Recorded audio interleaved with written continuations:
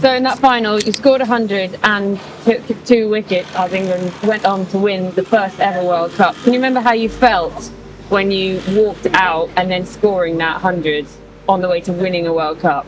I was a little bit nervous when I first went out, but then I think with nerves, you play more cautiously.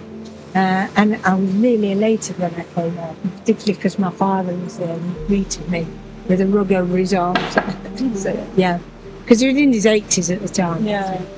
What was the crowd like that day? Because obviously we've got the Ashes here at Edgbaston this summer and tickets flying for that, and it's going to be so good when we see how many people come and watch that. What was the crowd like then?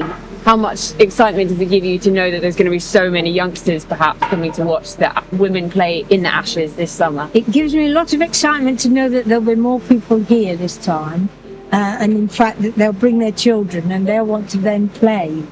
But in fact, when I went out to the middle, I just concentrated on what was going on in the middle.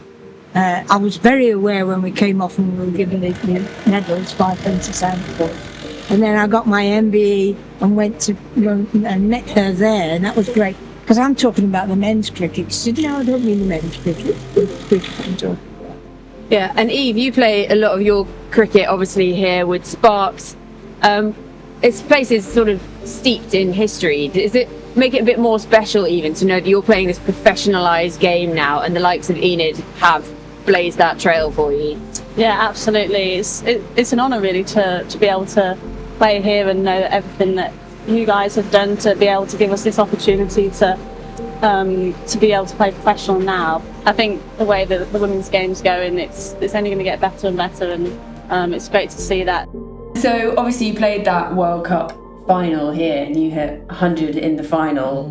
What's it like to then be back at Edgbaston looking at it, knowing that's 50 years ago and seeing all the changes that have happened in that time? I absolutely adore coming here and it does bring back very, very happy memories. It was quite a landmark tournament because it was the first Cricket World Cup ever, men's or women's, and I was watching a daytime quiz show and it came up as a question. It was, when was the first Cricket World Cup held? And lots of people say things, 1975 or whatever, in the men's, and they were like, no, 1973, won by England in England at Edgbaston. So there you go, you can make it onto the BBC quiz shows. This is our ground here, this is where we love to play, and it does bring back very, very happy memories.